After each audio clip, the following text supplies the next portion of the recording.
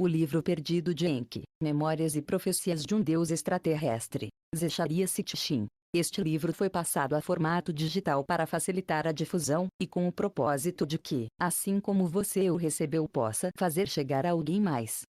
Coleção Crônicas da Terra, O Livro Perdido de Enki, Memórias e Profecias de um Deus Extraterrestre. Título original: The Lost Book of Enki, Memoirs and Prophecies of an Extraterrestrial God, Copyright 2002 by Zecharia Sitchin. Introdução. Faz 445 mil anos que astronautas de outro planeta chegaram à Terra em busca de ouro. Depois de aterrissar em um dos mares da Terra, desembarcaram e fundaram Eridu, Lagnalonjura. Com o tempo, o assentamento inicial se estendeu até converter-se na flamejante Missão Terra, com um centro de controle de missões, um espaçoporto, operações mineiras e, inclusive, uma estação orbital em Marte.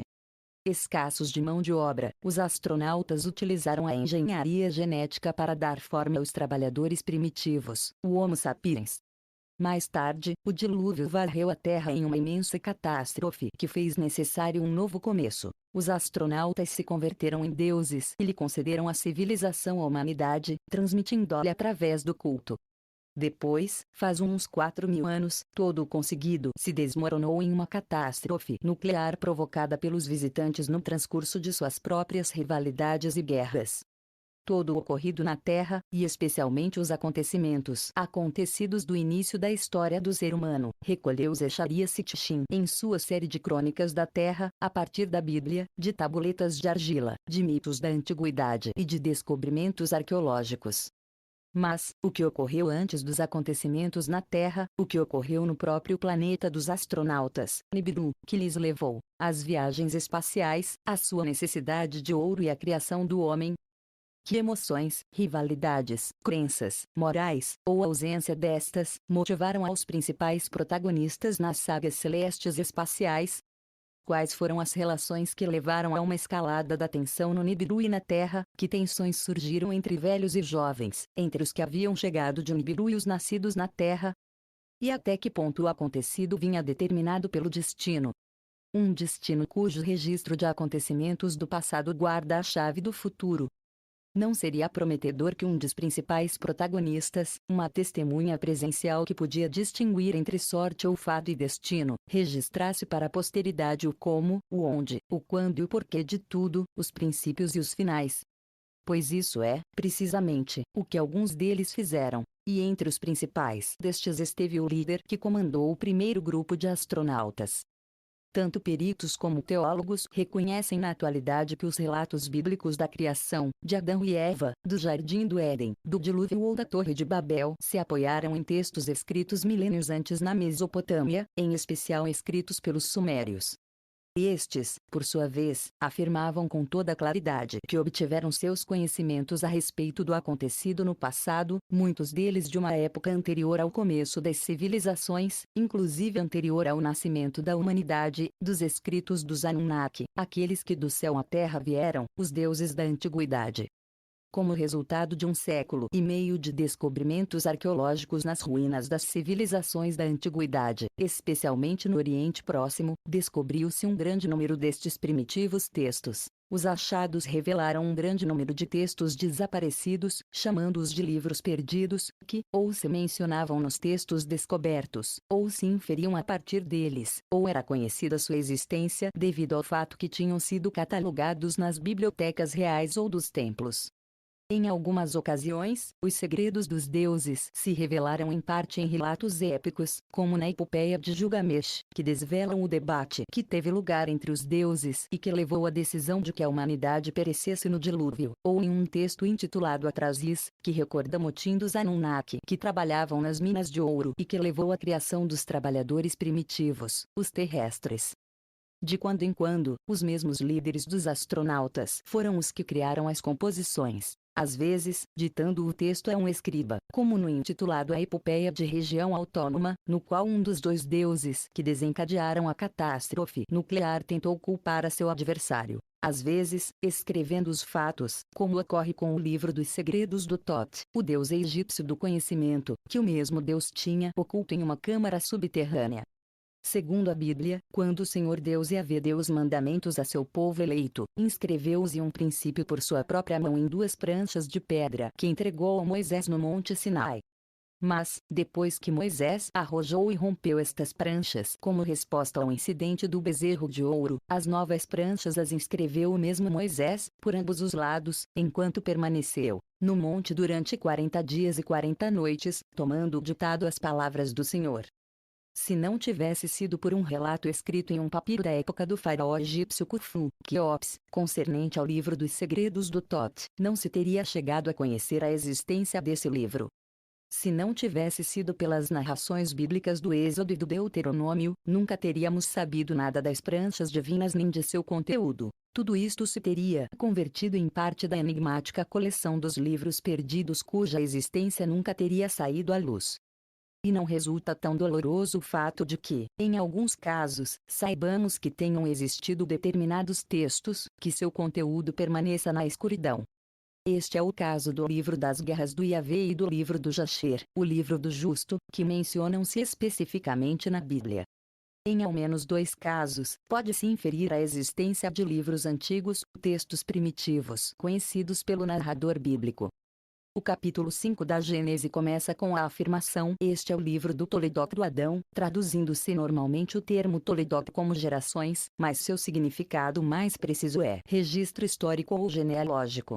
De fato, ao longo de milênios, sobreviveram versões parciais de um livro que se conheceu como o livro do Adão e Eva em armênio, eslavo, siríaco e etíope, e o livro de Enoque, um dos chamados livros apócrifos que não se incluíram na Bíblia canônica, contém fragmentos que, segundo os peritos, pertenceram a um livro muito mais antigo, o livro de Noé.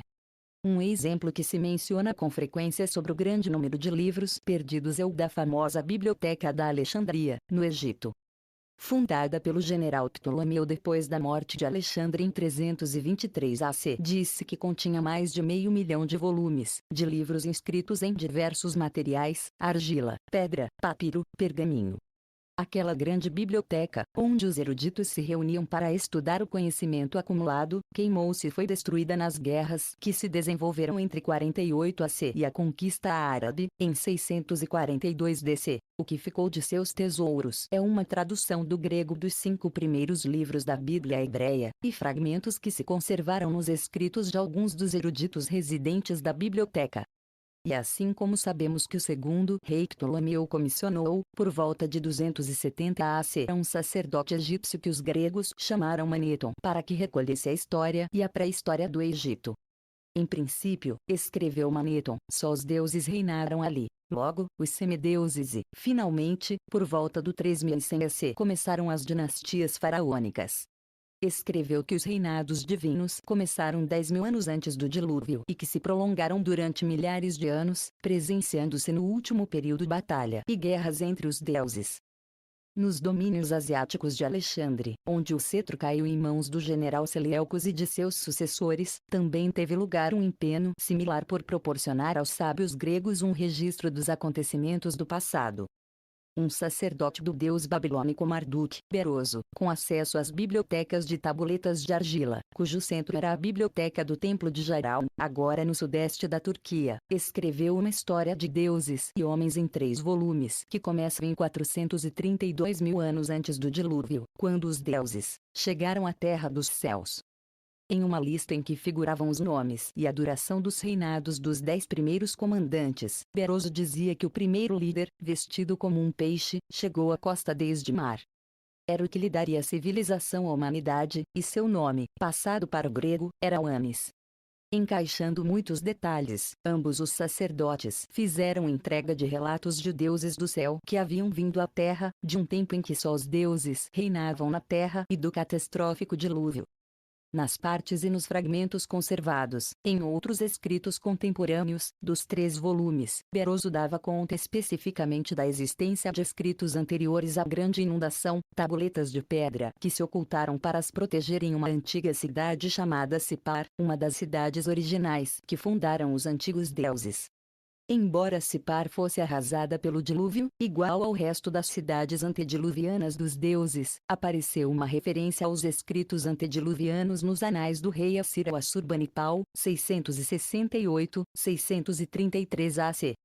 Quando, em meados do século XIX, os arqueólogos descobriram a antiga capital do Nínive, até então, conhecida só pelo Antigo Testamento, acharam nas ruínas do Palácio de Assurbanipal uma biblioteca com os restos ao redor de 25.000 tabuletas de argila inscritas. Colecionador assíduo de textos antigos, Assurbanipal fazia alarde em seus anais. O Deus dos escribas me concedeu o dom do conhecimento de sua arte. Fui iniciado nos segredos da escritura. Inclusive posso ler as intrincadas tabuletas em sumério. Entendo as palavras enigmáticas cinzeladas na pedra dos dias anteriores à inundação. Sabemos agora que a civilização suméria floresceu no que é agora o Iraque quase um milênio antes dos inícios da época faraônica no Egito, e que ambas seriam seguidas posteriormente pela civilização do Vale do Indo, no subcontinente índico. Também sabemos agora que os sumérios foram os primeiros em plasmar, por escrito, os anais e os relatos de deuses e homens, dos quais todos os outros povos, incluídos os hebreus, obtiveram os relatos da criação, de Adão e Eva, Caim e Abel, o dilúvio e a Torre de Babel, e das guerras e os amores dos deuses, como se refletiram nas escritas e as lembranças dos gregos, os hititas, os cananeus, os persas e os indo-europeus. Como testemunham todos estes antigos escritos, suas fontes foram ainda mais antigas, algumas descobertas, muitas perdidas. O volume destes primitivos escritos é assombroso. Não milhares, a não ser dezenas de milhares de tabuletas de argila descobertas nas ruínas do Oriente Próximo da Antiguidade. Muitas tratam ou registram aspectos da vida cotidiana, como acordos comerciais ou salários dos trabalhadores, ou registros matrimoniais. Outros, descobertos principalmente nas bibliotecas palacianas, conformam os anais reais. Outros mais, descobertos nas ruínas das bibliotecas dos templos ou nas escolas de escribas, conformam um grupo de textos canônicos, de literaturas sagradas, que se escreveram em língua suméria e se traduziram depois ao acádio, a primeira língua semita, e, mais tarde, a outras línguas da antiguidade. E, inclusive, nestes escritos primitivos, que se remontam a quase 6.000 anos, encontramos referências a livros-textos inscritos em tabuletas de pedra, perdidos. Entre os achados incríveis, pois, dizer afortunados não transmitiria plenamente a ideia de milagre, realizados nas ruínas das cidades da antiguidade e em suas bibliotecas, encontram-se uns prismas de argila onde aparece informação dos 10 soberanos antediluvianos e de seus 432.000 anos de reinado, uma informação a que já aludia Biroso. Conhecidas como as listas dos reis do Suma, e exibidas no Museu Ashmolean de Oxford, Inglaterra, suas distintas versões não deixam lugar à dúvida de que os compiladores sumérios tiveram acesso a certo material comum ou canônico de textos primitivos. Junto com outros textos, igualmente antiquíssimos, descobertos em diversos estados de conservação. Estes textos sugerem rotundamente que o cronista original da chegada, assim como dos acontecimentos que a precederam e a seguiram, tinha sido um daqueles líderes, um participante-chave, uma testemunha presencial. Essa testemunha presencial dos acontecimentos e participante-chave era o líder que havia aterrissado com o primeiro grupo de astronautas. Naquele momento, seu nome epíteto era Ira, aquele cujo lar é água, e sofreu a amarga decepção de que o mando da missão Terra desse a seu meio-irmão e rival em Liu, senhor do mandato, uma humilhação que não ficaria suficientemente mitigada com a concessão do título de Ki, senhor da Terra. Relegado das cidades dos deuses e de seu espaçoporto no Éden, para fiscalizar a extração de ouro no Ari.Zu, África Sudoriental, e a Barra em que foi, além de um grande cientista, que descobriu os hominídeos que habitavam aquelas zonas. E, deste modo, quando se amotinaram e disseram já basta, os Anunnaki que trabalhavam nas minas, foi ele quem pensou que a mão de obra que necessitavam se podia conseguir adiantando-se a evolução por meio da engenharia genética. E assim apareceu o Adão, literalmente, o da terra, o terrestre. Como híbrido que era, o Adão não podia procriar. Mas os acontecimentos dos que se ecoa o relato bíblico do Adão e Eva no Jardim do Éden dão conta da segunda manipulação genética de Enki, que acrescentou os genes cromossômicos extras necessários para a procriação. E quando a humanidade, ao proliferar, resultou não adequar-se ao que tinham previsto os deuses, foi ele, Enki, que desobedeceu ao plano de seu irmão Eliú de deixar que a humanidade perecesse no dilúvio, uns acontecimentos que o herói humano recebeu o nome de Noé na Bíblia, Esiusudra no texto sumério original, mais antigo. Enki era o primogênito de Anu, soberano de Nibiru, e como tal estava versado no passado de seu planeta, Nibiru, e de seus habitantes. O cientista competente, Enki legou os aspectos mais importantes dos avançados conhecimentos dos Anunnaki a seus dois filhos, Marduk e Ningishzida, que, como deuses egípcios, eram conhecidos ali como região autônoma e Tot, respectivamente. Mas também jogou um papel fundamental ao compartilhar com a humanidade certos aspectos de tão avançados conhecimentos, ensinando a indivíduos selecionados os segredos dos deuses. Em ao menos duas ocasiões, estes iniciados plasmaram por escrito, tal como se os indicou que fizessem, aqueles ensinos divinos como legado da humanidade. Um deles, chamado Adapa, e provavelmente filho de Enki com uma fêmea humana, é conhecido por ter escrito um livro intitulado Escritos Referentes ao Tempo, um dos livros perdidos mais antigos. Outro, chamado Enmeduranque, foi com toda probabilidade o protótipo do Enoque bíblico, aquele que foi elevado ao céu depois de confiar a seus filhos o livro dos segredos divinos, e do qual possivelmente tenha sobrevivido uma versão no extra-bíblico livro de Enoque. Apesar de ser o primogênito de Anu, Enki não estava destinado a ser o sucessor de seu pai no trono de Nibiru. Algumas complexas normas sucessórias, reflexo da convulsa história dos Nibiruanos, dava esse privilégio ao meio-irmão de Enki, Enlil. Em um esforço por resolver este azedo conflito, Enki e Enlil terminaram em uma missão em um planeta estranho, a Terra, cujo ouro necessitavam para criar um escudo que preservasse a, cada vez mais, tênue atmosfera de Nibiru. Foi neste marco, complicado ainda mais com a presença na Terra de sua meio-irmã Ninharsar, a oficial médica-chefe dos Anunnaki, onde Enki decidiu desafiar os planos de Enlil em fazer com que a humanidade perecesse no dilúvio. O conflito seguiu adiante entre os meio-irmãos, e inclusive entre seus netos. E o fato de que todos eles, e especialmente os nascidos na Terra, enfrentassem-se à perda de longevidade que o amplo período orbital de Nibiru lhes proporcionava, incrementou ainda mais as angústias pessoais e aguçou as ambições. E tudo isto culminou no último século do terceiro milênio AC, quando Marduk, primogênito de Enki, com sua esposa oficial proclamou que ele, e não o primogênito de Enlil, Ninurta, devia herdar a terra. O amargo conflito, que supôs o desenvolvimento de uma série de guerras levou, afinal, à utilização de armas nucleares. Embora não intencionado, o resultado de tudo isso foi o afundamento da civilização suméria. A iniciação de indivíduos escolhidos nos segredos dos deuses marcou o início do sacerdócio, as linhagens de mediadores entre os deuses e o povo, os transmissores da palavra divina aos mortais terrestres. Os oráculos, interpretações dos pronunciamentos divinos, mesclaram-se com a observação dos céus em busca de augúrios. E à medida que a humanidade se viu arrastada a tomar parte nos conflitos dos deuses, a profecia começou a jogar seu papel.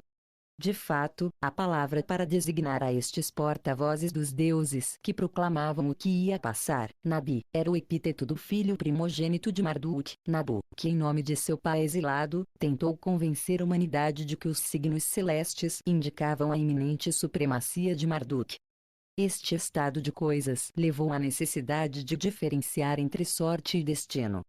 As promulgações de Enlil, e às vezes inclusive de Anu, que sempre tinham sido indisputáveis, viam-se sujeitas agora ao exame da diferença entre o destino, como as órbitas planetárias, cujo curso está determinado e não se pode trocar, e Nan.tar, literalmente, o destino que pode ser torcido, quebrado, trocado, que era sorte ou fado. revisando e rememorando a sequência dos acontecimentos, e o paralelismo aparente entre o que tinha acontecido no Nibiru e o que tinha ocorrido na Terra, em que Enlil começaram a ponderar filosoficamente o que, certamente, estava destinado e não se podia evitar, e o fado que vinha como consequência de decisões acertadas ou equivocadas e do livre-arbítrio. Estas não se podiam predizer, enquanto que as primeiras se podiam antecipar, especialmente, se eram cíclicas, como as órbitas planetárias. Se o que foi voltaria a ser, se o primeiro também seria o último. As consequências climáticas da desolação nuclear aguçaram o exame de consciência entre os líderes dos Anunnaki e levaram à necessidade de explicar às devastadas massas humanas por que tinha ocorrido aquilo. Tinha sido coisa do destino, ou tinha sido o resultado de um engano dos Anunnaki? Havia algum responsável, alguém que tivesse que prestar contas? Nas reuniões dos Anunnaki nas vésperas da calamidade, foi Enki o único que se opôs à utilização das armas proibidas. Desde aí a importância que teve para Enki explicar aos sobreviventes o que tinha acontecido na saga dos extraterrestres que, apesar de suas boas intenções, tinham terminado sendo tão destruidores. E quem, a não ser Enki, que tinha sido o primeiro a chegar e presenciar tudo, era o mais qualificado para relatar o passado, com o fim de poder adivinhar o futuro. E a melhor forma de relatar tudo era em um relatório, escrito em primeira pessoa pelo mesmo Enki. É certo que fez uma autobiografia, por isso se deduz de um comprido texto, pois se estende ao menos em 12 tabuletas, descoberto na biblioteca de Nippur, onde se cita Enki dizendo: "Quando cheguei à terra, havia muito alagado. Quando cheguei às suas verdes pradarias, montículos e colinas se levantaram às minhas ordens. Em um lugar puro construí meu lar, um nome adequado lhe dava." Este comprido texto continua dizendo que Enki atribuiu tarefas a seus lugar-tenentes, pondo em sua marcha a missão na Terra.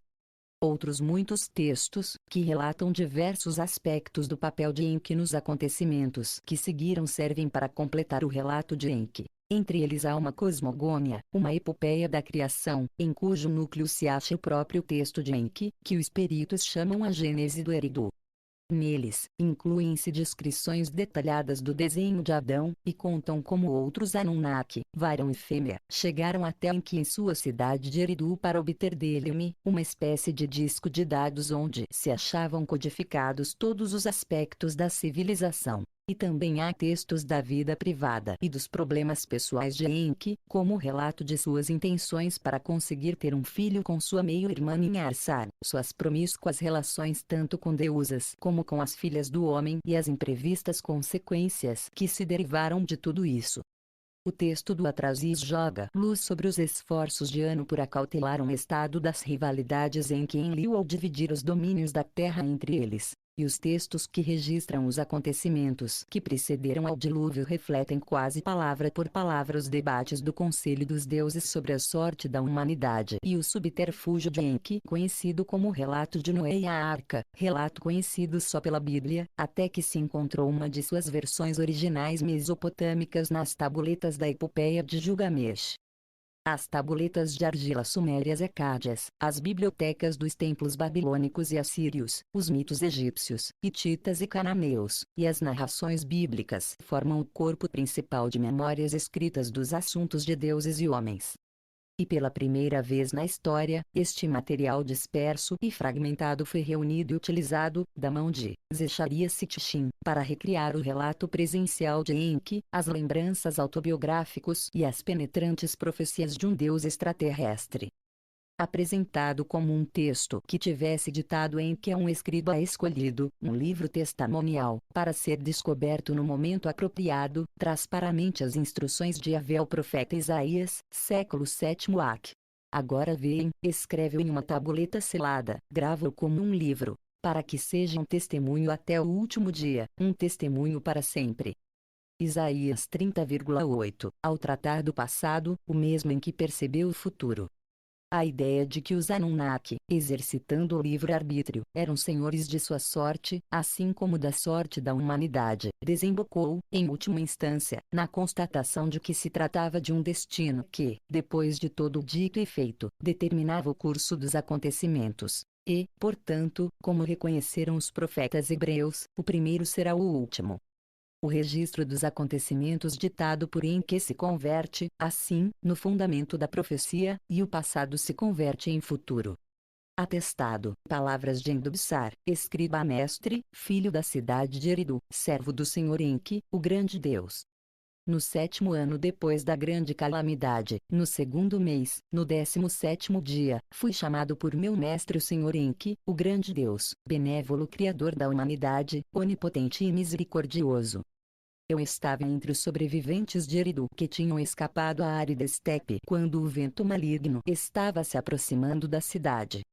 E vaguei pelo deserto, procurando ramos secos para fazer fogo. E olhei para cima e eis que um torvelinho chegou do sul. Tinha um resplendor avermelhado, e não fazia som algum. E quando tocou o chão, saíram de seu ventre 4 largos pés e o resplendor desapareceu. E me joguei no chão e me prostrei, pois sabia que era uma visão divina. E quando levantei meus olhos, havia 2 emissários divinos perto de mim. E tinham rostos de homens, e suas roupas brilhavam como metal brunido. E me chamaram por meu nome e me falaram, dizendo: foste chamado pelo grande Deus, o Senhor Enki. Não tema, pois foste puro. E estamos aqui para te levar ao alto, e te levar até seu retiro na terra do Magan, na ilha no meio do rio de Magan, onde estão as comportas. Enquanto falavam, o torvelinho se elevou como um carro de fogo e se foi. E me tiraram das mãos, cada um deles de uma mão. E me levaram velozmente entre a terra e os céus, igual a uma águia. E pude ver a terra e as águas, e as planícies e as montanhas. E me deixaram na ilha, ante a porta da morada do grande Deus.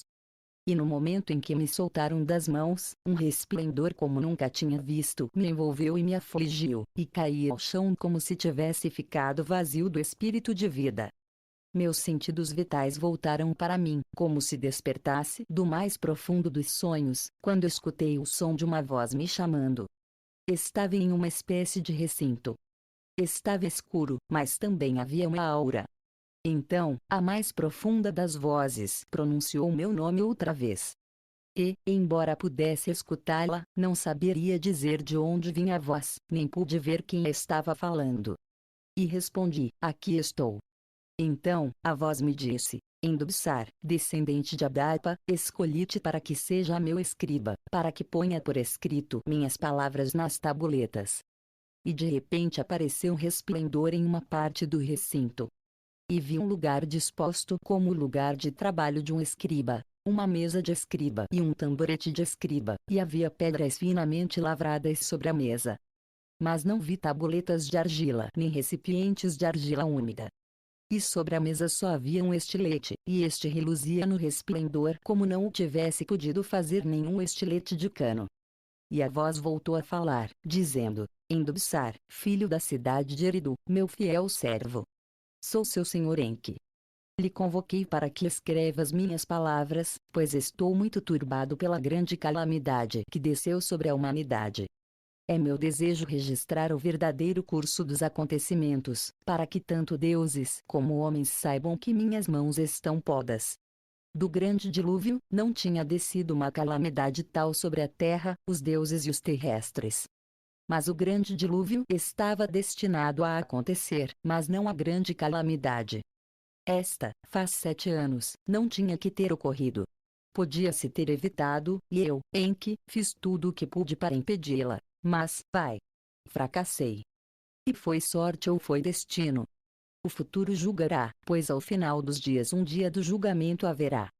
Nesse dia, a terra tremerá e os rios trocarão seu curso, e haverá escuridão ao meio-dia e um fogo nos céus de noite. Será o dia da volta do Deus Celestial. E haverá quem sobrevive e quem pereça, quem é recompensado e quem é castigado, deuses e homens por igual, nesse dia tirará o chapéu. Pois o que deve acontecer, por isso aconteceu, será determinado. E o que estava destinado, em um ciclo será repetido, e o que foi fruto da sorte e ocorreu só pela vontade do coração, para o bem ou para o mal deverá ser julgado. A voz caiu no silêncio. Depois, o grande Senhor falou de novo, dizendo: é por esta razão que contarei o relato veraz dos princípios e dos tempos prévios e dos tempos de antigamente, pois, no passado, o futuro se acha oculto. Durante 40 dias e 40 noites, eu falarei e você escreverá. 40 será a conta dos dias e as noites de seu trabalho aqui, pois 40 é meu número sagrado entre os deuses. Durante 40 dias e 40 noites, não comerá nem beberá, só esta onça de pão e água tomará, e lhe manterá durante todo o seu trabalho. E a voz se deteve, e de repente apareceu um resplendor em outra parte do recinto. E vi uma mesa e, sobre ela, um prato e uma taça. E me levaram para ir ali, e havia pão no prato e água na taça. E a voz do grande Senhor em que falou de novo, dizendo: Endubsar, come o pão e bebe a água, e lhe manterá durante 40 dias e 40 noites. E fiz como me indicou. E depois, a voz me indicou que me sentasse ante a mesa de escriba, e o resplendor se intensificou ali. Não pude ver nenhuma porta nem abertura onde me encontrava, entretanto o resplendor era tão forte como o do sol do meio-dia. E a voz disse: Endubsar o escriba, o que vê? E olhei e vi o resplendor que iluminava a mesa, as pedras e o estilete, e também, vejo umas tabuletas de pedra, e seu tom é de um azul tão puro como o céu. E vejo um estilete como nunca antes tinha visto, seu corpo não parece de cano, e sua ponta tem a forma de uma garra de águia. E a voz disse: são estas as tabuletas sobre as quais inscreverá minhas palavras. Por rápido meu desejo, hão-se esculpido do mais fino lápis lazuli, cada uma delas com duas caras lisas. E o estilete que vê é a obra de um deus, o corpo é feito de elétron e a ponta de cristal divino. Adaptará-se firmemente à sua mão, e te será tão fácil gravar com ele como marcar sobre argila úmida. Em 2 colunas inscreverá a face frontal, em 2 colunas inscreverá o dorso de cada tabuleta de pedra. Não te desvie de minhas palavras e minhas declarações. E houve uma pausa, e eu toquei uma das pedras, e senti sua superfície como uma pele lisa, suave ao tato. E tomei o estilete sagrado, e o senti como uma pluma em minha mão. E, depois, o grande Deus em que começou a falar, e eu comecei a escrever suas palavras, exatamente como as dizia. Às vezes, sua voz era forte, às vezes, quase um sussurro. Às vezes, havia gozo ou orgulho em sua voz, às vezes, dor ou angústia. E quando uma tabuleta ficava inscrita em todas as suas faces, tomava outra para continuar. E quando foram ditas as últimas palavras, o grande Deus se deteve, e pude escutar um grande suspiro. E disse: Endubsar, meu servo, durante 40 dias e 40 noites tenha escrito fielmente minhas palavras. O seu trabalho aqui terminou. Agora, toma outra tabuleta, e nela escreverá seu próprio atestado, e ao final dela, como testemunha, marca com seu selo. E toma a tabuleta e põe-a junto com as outras no cofre divino. Pois, no momento designado, escolhidos virão até aqui e encontrarão o cofre e as tabuletas, e saberão tudo o que eu ditei a ti, e que o relato veraz dos princípios, os tempos prévios, os tempos de antigamente e a grande calamidade será conhecida no sucessivo como as palavras do Senhor Enki. E haverá um livro de testemunhos do passado, e um livro de previsões do futuro, pois o futuro no passado se acha, e o primeiro também será o último. E houve uma pausa, e tomei as tabuletas e as pus uma a uma na ordem correta dentro do cofre. E o cofre era feito de madeira de acácia com incrustações de ouro no exterior. E a voz de meu senhor disse: agora, fecha a tampa do cofre e fixa o fechamento. E fiz como me indicou. E houve outra pausa, e meu senhor Enki disse: e quanto a ti, Endubsar, com um grande Deus falaste, embora não me viu, em minha presença estiveste, portanto, está puro, e será meu porta-voz ante o povo. Admoestará para que eles sejam justos, pois nisso se baseia uma boa e larga vida. E os confortará, pois no prazo de 70 anos se reconstruirão as cidades e as colheitas voltarão a crescer. Haverá paz, mas também haverá guerras. Novas nações se farão poderosas, reinos se elevarão e cairão. Os deuses de antigamente se apartarão, e novos deuses decretarão as sortes. Mas ao final dos dias prevalecerá o destino, e esse futuro se prediz em minhas palavras sobre o passado. De tudo isso, em Dubsar, as pessoas falará. E houve uma pausa e um silêncio. E eu, em Dubsar, prostrei-me no chão e disse: Mas, como saberei o que dizer? E a voz do Senhor em que disse: Haverá sinais nos céus, e as palavras que tenha que pronunciar virão a ti em sonhos e em visões. E, depois de ti, haverá outros profetas escolhidos. E ao final, haverá uma nova terra e um novo céu, e já não haverá mais necessidade de profetas. E, então, fez-se o silêncio, e as auras se extinguiram, e o Espírito me deixou. E quando recuperei os sentidos, estava nos campos dos arredores de Eridu. Sinopse da primeira tabuleta: 1. Selo de Indubsar, escriba mestre. 2. Sinopse da primeira tabuleta. 3. Lamentação sobre a desolação do Sumer. 4. Como fugiram os deuses de suas cidades à medida que se estendia a nuvem nuclear. 5. As discussões no Conselho dos Deuses. 6. A fatídica decisão de liberar as armas de terror. 7. A origem dos deuses e as armas terríveis de Nibiru. 8. As guerras norte-sul de Nibiru, unificação e normas dinásticas. 9. Localização de Nibiru no sistema solar. 10. A evanescente atmosfera provoca mudanças climáticas. 11. Os esforços por obter ouro para evitar a debilitação da atmosfera. 12. Alalu, um usurpador, utiliza armas nucleares para agitar os gases vulcânicos. 13. Anu, herdeiro dinástico, depõe Alalu. 14. Alalu rouba uma espaçonave e escapa de Nibiru. 15. Representações de Nibiru como planeta radiante. A primeira tabuleta, palavras do Senhor Enki, primogênito de Anu, que reina em Nibiru. Pesando no espírito, profiro os lamentos, lamentos amargos que enchem meu coração. Quão desolada está a terra, as pessoas entregues ao vento maligno, seus estábulos abandonados, seus redis vazios. Quão desoladas estão as cidades, as pessoas amontoadas como cadáveres hirtos, afligidas pelo vento maligno. Quão desolados estão os campos, murcha a vegetação, alcançada pelo vento maligno. Quão desolados estão os rios, já nada vive neles, águas puras e cintilantes convertidas em veneno. Das pessoas de negra cabeça, Sumer está vazia, foi-se toda a vida. De suas vacas e suas ovelhas, Sumer está vazia, calado ficou o murmúrio do leite batido. Em suas gloriosas cidades, só ulula o vento, a morte é o único aroma. Os templos, cujas cúspides alcançam o céu, por seus deuses foram abandonados. Não há domínio de senhorio nem de realeza, cetro e tiara desapareceram. Nas ribeiras dos dois grandes rios, em outro tempo exuberantes e cheios de vida, só crescem as más ervas. Ninguém percorre seus meio-fios, ninguém busca os caminhos. A florescente Sumer é como um deserto abandonado. Quão desolada está a terra, lar de deuses e homens. Nessa terra caiu a calamidade, uma calamidade desconhecida para o homem. Uma calamidade que a humanidade nunca antes tinha visto, uma calamidade que não se pode deter. Em todas as terras, do oeste até o oeste, pousou-se uma mão de quebra e de terror. Os deuses, em suas cidades, estavam tão indefesos como os homens. Um vento maligno, uma tormenta, nascida em uma distante planície, uma grande calamidade forjada em seu atalho. Um vento portador de morte, nascido no oeste, se encaminhou para o oeste, estabelecido seu curso pela sorte. Uma devoradora tormenta como o dilúvio, de vento e não de água destruidora, de ar envenenado, não de ondas, entristecedora.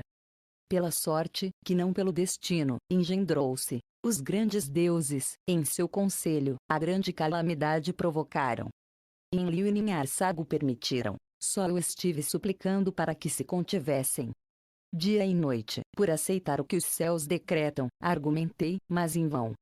Ninurta, o filho guerreiro de Enlil, e Nergal, meu próprio filho, liberaram as venenosas armas na grande planície. Não sabíamos que um vento maligno seguiria ao resplendor. Choram eles agora em sua angústia. Quem podia predizer que a tormenta portadora de morte, nascida no oeste, tomaria seu curso para o oeste? Lamentam-se os deuses agora. Em suas cidades sagradas, permaneceram os deuses, sem acreditar que o vento maligno tomaria sua rota para os sumir. Um após o outro, os deuses fugiram de suas cidades, seus templos abandonaram ao vento. Em minha cidade, Eridu, não pude fazer nada por deter a nuvem venenosa. Fujam a campo aberto. Dava instruções às pessoas. Com Ninki, minha esposa, a cidade abandonei. Em sua cidade, Nippur, lugar do enlace céu-terra, Enlil não pôde fazer nada para detê-lo. O vento maligno se equilibrou sobre Nippur. Em sua nave celestial, Enlil e sua esposa partiram apressadamente. No Ur, a cidade da realeza do Sumer, Nannar seu pai Enlil implorou ajuda. No lugar do templo que ao céu em 7 degraus se eleva, Nannar se negou a considerar a mão da sorte. Meu pai, você que me engendrou, grande Deus que a Ur concedeu a realeza, não deixe entrar o vento maligno. Apelou Nannar. Grande Deus que decreta as sortes, deixa que Ur e seus habitantes se livrem, seus louvores prosseguirão. Apelou Nannar. Enlil respondeu a seu filho Nannar. Nobre filho, a sua admirável cidade concedia realeza, mas não lhe concedi reinado eterno. Toma a sua esposa Ningal e foge da cidade. Nem sequer eu, que decreto as sortes, posso impedir seu destino. Assim falou Enlil, meu irmão. Pai, que não era destino. O dilúvio não tinha causado uma calamidade maior sobre deuses e terrestres. Pai, que não era destino. O grande dilúvio estava destinado a acontecer, mas não a grande calamidade da tormenta portadora de morte. Por romper uma promessa, por uma decisão do conselho foi provocada, pelas armas de terror foi criada. Por uma decisão, que não pelo destino, liberaram-se as armas venenosas, por deliberação se jogaram as sortes. Contra Marduk, meu primogênito, dirigiram a destruição os 2 filhos. Havia vingança em seus corações. Não tem que tomar Marduk o poder. Gritou o primogênito de Enlil. Com as armas oporei a ele, disse Ninurta. De entre o povo levantou um exército, para declarar a Babilônia o umbigo da terra. Assim gritou Nergal, irmão de Marduk. No conselho dos grandes deuses, palavras malévolas se difundiram. Dia e noite levantei minha voz opositora, a paz aconselhei, deplorando as pressas. Pela segunda vez, o povo tinha elevado sua imagem celeste. Por que opor-se a que continue? Perguntei implorando. Comprovaram-se todos os instrumentos. Não tinha chegado a era de Marduk nos céus? Inquiri uma vez mais. Ninjixida, meu filho, outros signos do céu citou. Seu coração, eu sabia, não podia perdoar a injustiça de Marduk contra ele. Nannar, de Enlil na terra nascido, também foi implacável. Marduk, de meu templo na cidade do norte, sua própria morada tem feito. Assim disse. Escur, o filho mais jovem de Enlil, exigiu um castigo. Em minhas terras, fez prostituir-se ao povo ante ele. Disse. Utu, filho de Nannar, contra o filho de Marduk, Nabu, dirigiu sua ira. Tentou tomar o lugar dos carros celestiais. Inanna, gêmea de Utu, estava fora de si. Seguia exigindo o castigo de Marduk pelo assassinato de seu amado Dumuzi. Ninharsar, mãe de deuses e homens, desviou o olhar. Por que não está Marduk aqui? Disse simplesmente. Gibil, meu próprio filho, replicou pessimista. Marduk tem desprezado a todos os rogos. Pelos sinais do céu reclama a sua supremacia. Só pelas armas será detido Marduk. Gritou Ninurta, primogênito de Enlil. Utu estava preocupado pela segurança do lugar dos carros celestiais. Não deve cair em mãos de Marduk. Assim disse. Nergal, senhor dos domínios inferiores, exigia ferozmente que se utilizem as antigas armas de terror para arrasar. A meu próprio filho olhei sem poder acreditar nisso. Para irmão contra irmão as armas de terror se abjuraram. Em lugar do comum acordo, houve silêncio. No silêncio, Enlil abriu a boca. Deve haver um castigo. Como pássaros sem asas ficarão os malfeitores. Marduk e Nabu, de nosso patrimônio nos estão privando. Há que lhes privar do lugar dos carros celestiais. Que se calcine o lugar até o esquecimento. Gritou Ninurta. Me deixem ser o que calcina. Excitado, Nergal ficou em pé e gritou. Que as cidades dos malfeitores também sejam destruídas, me deixem arrasar as cidades pecadoras, deixem que a partir de hoje o meu nome seja o aniquilador. Os terrestres, por nós criados, não devem ser danificados, os justos com os pecadores não devem perecer, exclamou energicamente. Ninharsar, a companheira que me ajudou a criá-los, estava de acordo. A questão somente tem que se resolver entre os deuses, o povo não deve ser prejudicado. Ano, da morada celestial, estava prestando atenção às discussões. Ano, que determina as sortes, sua voz fez escutar desde sua morada celestial. Que as armas de terror sejam por esta vez usadas, que o lugar das naves propulsadas seja arrasado, que ao povo lhe perdoe.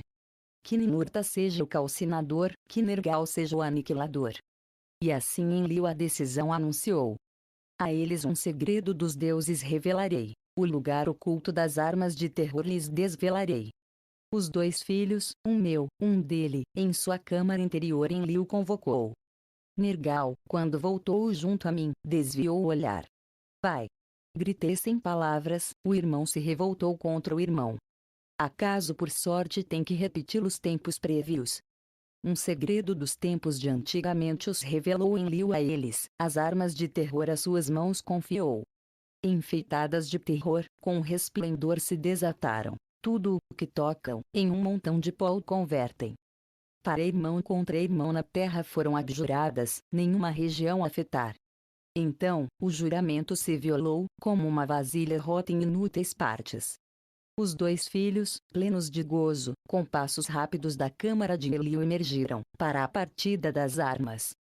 Os outros deuses voltaram para suas cidades, sem pressagiar nenhum deles sua própria calamidade. Eis aqui o relato dos tempos prévios, e das armas de terror. Antes dos tempos prévios foi o princípio, depois dos tempos prévios foram os tempos de antigamente. Nos tempos de antigamente, os deuses chegaram à terra e criaram os terrestres. Nos tempos prévios, nenhum dos deuses estavam na terra, nem se tinha feito ainda os terrestres. Nos tempos prévios, a morada dos deuses estava em seu próprio planeta, Nibiru é seu nome. Um grande planeta, avermelhado em resplendor. Ao redor do Sol, uma volta largada faz Nibiru. Durante um tempo, Nibiru está envolto no frio. Durante parte de seu percurso, o Sol fortemente o esquenta. Uma grossa atmosfera envolve a Nibiru, alimentada continuamente com erupções vulcânicas. Todo tipo de vida esta atmosfera mantém. Sem ela, tudo pereceria. No período frio, conserva no planeta o calor interno de Nibiru, como um quente casaco que se renova constantemente. No período quente, protege a Nibiru dos abrasadores raios do Sol. Em sua metade, as chuvas aguentam e liberam, dando altura a lagos e rios. Uma exuberante vegetação alimenta e protege nossa atmosfera, faz brotar todo tipo de vida nas águas e na terra. Depois de eões de tempo, brotou nossa própria espécie, por nossa própria essência uma semente eterna para procriar. À medida que nosso número crescia, nossos ancestrais se estenderam a muitas regiões de Nibiru.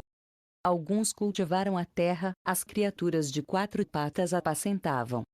Uns viviam nas montanhas, outros fizeram seus lares nos vales.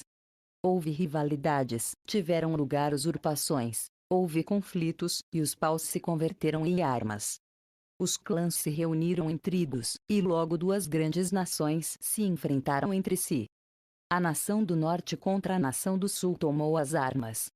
O que sustentava a mão para lançar projéteis se permutou. Armas de estrondo e resplendor incrementaram o terror. Uma guerra, larga e feroz, devorou o planeta. Irmão lutou contra irmão. Houve morte e destruição, tanto no norte como no sul. Durante muitas órbitas, a desolação reinou nas terras. Toda a vida foi dizimada. Depois, declarou-se uma trégua, e mais tarde se fez a paz.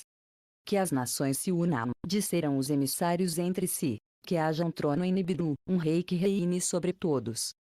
Que haja um líder do norte ou do sul eleito às sortes, um rei supremo tem que ser. Se fosse do norte, que o sul escolha uma mulher para que seja sua esposa, em igualdade como reina, para reinarem juntos. Se por sortes for eleito um homem do sul, que uma mulher do norte seja sua esposa. Que sejam marido e mulher, para fazer uma só carne.